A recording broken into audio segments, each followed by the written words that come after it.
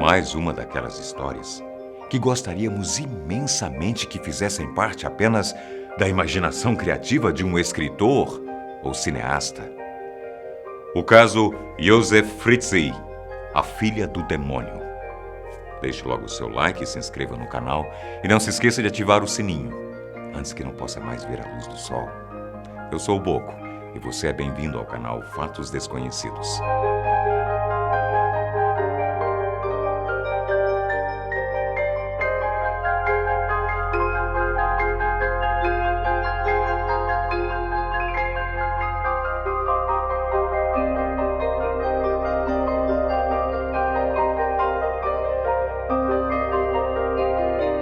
Em 26 de abril de 2008, a história que virou manchete e chocou pessoas pelo mundo todo veio à tona.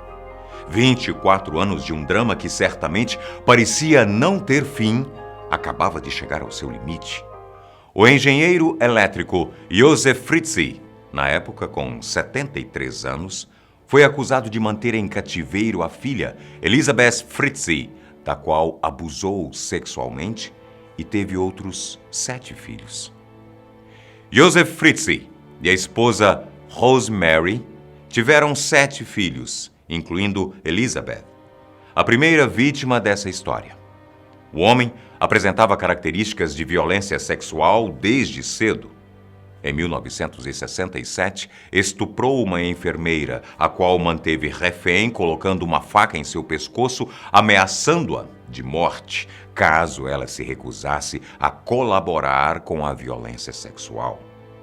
O homem começou a abusar da própria filha em 1977, quando ela tinha apenas 11 anos de idade. Aos 16 anos, Elizabeth, já farta dos abusos do pai, fugiu para Viena acompanhada de um colega de trabalho, mas foi encontrada pela polícia e trazida de volta para casa 3 semanas depois. Mesmo diante dos estupros que já vinha sofrendo, Elizabeth jamais poderia imaginar que algo pior pudesse acontecer. 2 anos depois, ela seria mantida em um dos porões da casa onde moravam o pai e a mãe, sob a desculpa dele de que ela teria fugido com uma seita no dia 29 de agosto de 1984. Ninguém poderia imaginar que esta foi justamente a data em que ele a drogou e a arrastou para a prisão, onde passaria longos e dolorosos anos de sua vida. Ela tinha apenas 18 anos de idade. A mentira foi contada inclusive para a polícia, para oficializar o desaparecimento da jovem. Quem poderia duvidar do relato de um pai já idoso sobre uma adolescente vulnerável? Nem a própria mãe foi capaz de perceber o que acontecia na casa.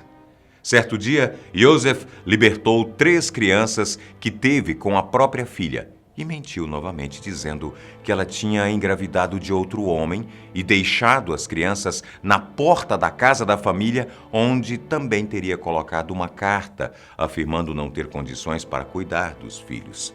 Então, a esposa, Rosemary, acolheu e cuidou dos 3. Mas ainda ficaram outros 4 com Elizabeth no porão. Entre estes, um morreu por problemas respiratórios ao nascer e foi cremado em uma caldeira pelo próprio pai. O porão tinha um banheiro e uma cozinha para, digamos, dar o mínimo de conforto à família.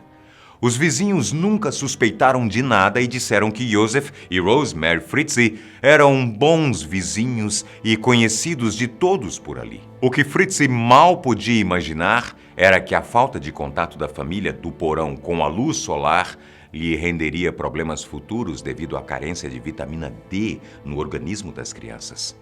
Por conta disso, Kristen, de 19 anos, passou muito mal e Elizabeth teve que implorar ao pai para que a levasse a um hospital imediatamente. Ele assim o fez. Mas diante do grave estado de saúde de Kristen, causado por uma vida sem luz solar, os médicos ficaram confusos e chamaram a imprensa para que pudessem fazer um apelo à mãe onde quer que ela estivesse, para que pudesse se apresentar ao hospital. E conseguiram. Josef tinha colocado uma TV no porão, através da qual a mensagem dos médicos chegou a Elizabeth. que, mais uma vez, teve que implorar ao pai para que alguém pudesse sair daquela prisão. Médicos e policiais começaram a questioná-la para saber do que realmente se tratava toda aquela situação. Depois de 24 anos sendo tida como fugitiva do próprio lar, ela tem a única chance de denunciar o pai e ter a tão sonhada liberdade. Elizabeth decidiu então botar para fora toda a sua angústia. Para manter relações sexuais com ela e para que não chamasse a atenção de ninguém dentro ou fora da casa, o pai a mantinha drogada. A mulher não teve acompanhamento médico em nenhuma das 7 gravidezes. Ao ser liberto, o filho mais novo de 6 anos, que nunca tinha visto a luz do dia, bem como os outros 2 irmãos que nasceram e cresceram no porão, ficou maravilhado com tudo que via. Inclusive, declarou sentir-se feliz por poder entrar em um carro de verdade. Tudo que as crianças sabiam sobre o mundo aqui fora era o que viam pela televisão. Mas você deve se perguntar, como ninguém ouvia qualquer barulho, inclusive das crianças vindo do porão? Joseph mostrou-se um excelente estrategista em todo o seu plano. Mentiu e convenceu a polícia de que a filha tinha desaparecido. Depois convenceu a esposa de que ela tinha voltado apenas para deixar os 3 filhos na porta dos pais para que pudessem ter uma vida digna. Obviamente, diante de toda essa história, ele precisou ter um cuidado especial com o cativeiro. Fritzi construiu uma porta de concreto armado, que se abria através de um comando eletrônico cujo código só ele mesmo sabia. Assim, era praticamente impossível que alguém descobrisse o que havia por trás daquela parede. A imprensa local criticou a atitude da polícia e questionou o porquê de não terem investigado melhor o desaparecimento da jovem Elizabeth. Joseph foi acusado por assassinato, estupro, escravidão, cárcere privado, coação e incesto, sendo condenado à prisão perpétua e atualmente está preso em uma cela especial para criminosos com transtornos mentais em Einsiedeln, na Áustria. O psicopata foi tido como doente mental, mesmo tendo agido normalmente durante todo esse tempo ao relacionar-se com amigos e familiares fora do porão. Era considerado um bom parceiro de conversas e gostava de pescar. Depois da condenação de Fritzi, as autoridades encheram o porão com cimento para isolar o local. Mesmo assim, 10 anos depois que os cativos literalmente puderam ver a luz, alguns pedreiros que trabalhavam em uma obra no local em outubro de 2017 descobriram um porão secreto na propriedade da família que tinha sido transformada em uma pousada após a condenação de Fritzl.